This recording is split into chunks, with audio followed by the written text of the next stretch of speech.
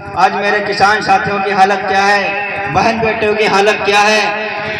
इस देश में रह रहे तमाम देश के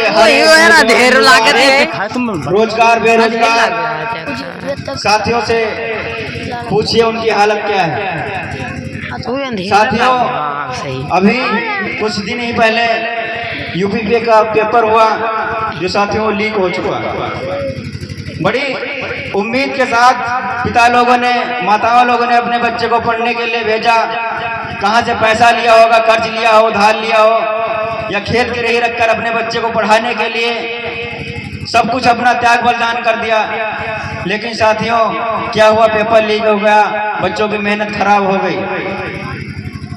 पिता को बड़ी खुशी होगी कि मेरा बच्चा नौकरी करेगा, मेरे बच्चे के कंधों पर स्टार होंगे, जाएगा, मेरा भी गर्व से सीना चौड़ा होगा कि मेरा बच्चा पुलिस में है। लेकिन साथियों कहना चाहता हूं बड़े दुखी मन से, दिल के अरमा आंसुओं में रह गए और हमारे देश के होनहार बच्चे पेपर देकर ही रह गए।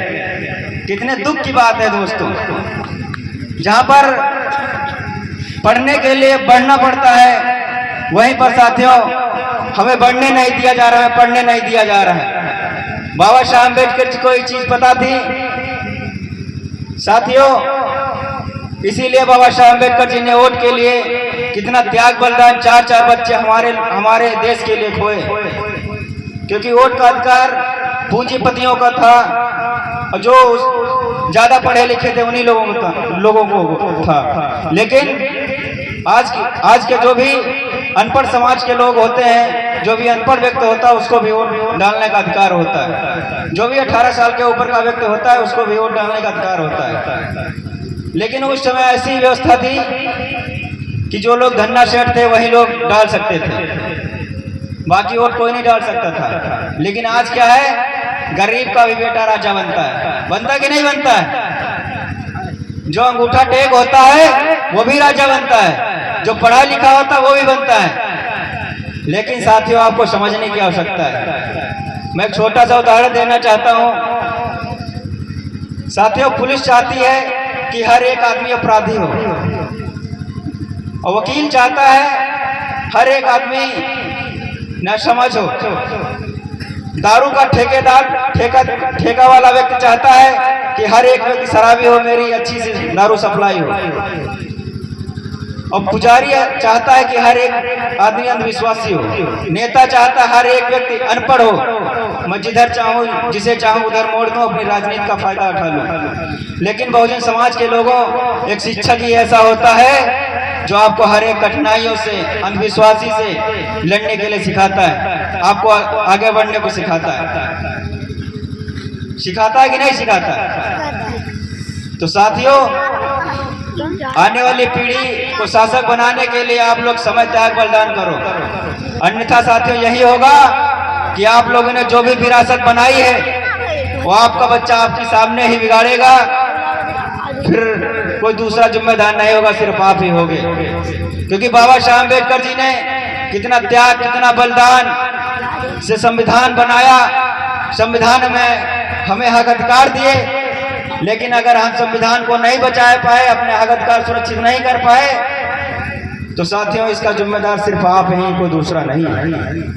अगर आपको सम्मान नहीं मिला, अगर अपने सम्मान के लिए आप लोग अपने सम्मान को नहीं बचा पाए, तो दूसरा कोई नहीं, सिर्फ आप ही हो। क्योंकि रुतबा मेरे सर को तेरे संविधान से मिला है, ये सम्मान भी तेरे संविधान से मिला है। औरों को जो मिला होगा मुकद्दर से मिला होगा, मुझे मुकद्दर भी तेरे संविधान से मिला है, मुझे मुकद्दर भी संविधान से मिला है। साथियों डरो ना, मुकाबला करो, जीत आपकी ही निश्चित है।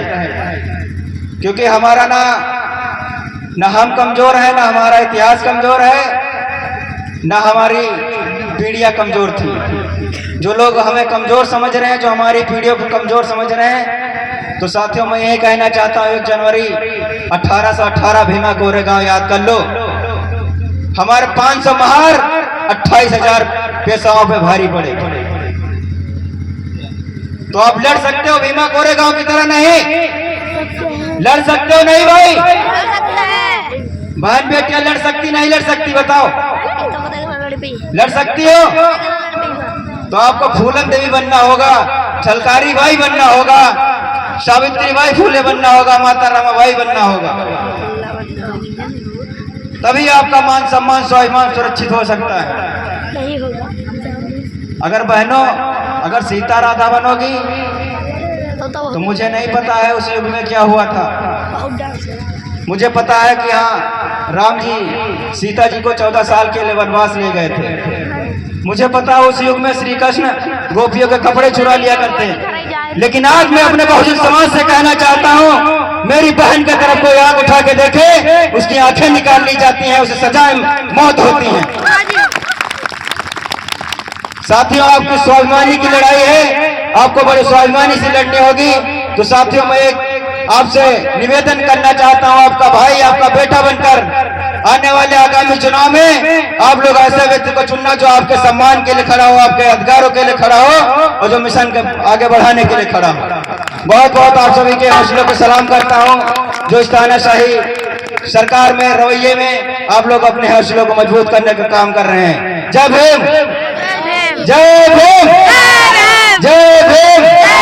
बहुत बहुत आप सभी के हौसलों को सलाम। मनीष गौतम हरिनारायणपुर 20 मुद्रा है, श्रीगढ़ गौतम हरिनारायणपुर 100 मुद्रा, छत्रपाल गौतम हरिनारायणपुर 100 मुद्रा है, आशीष वर्मा हरिनारायणपुर 50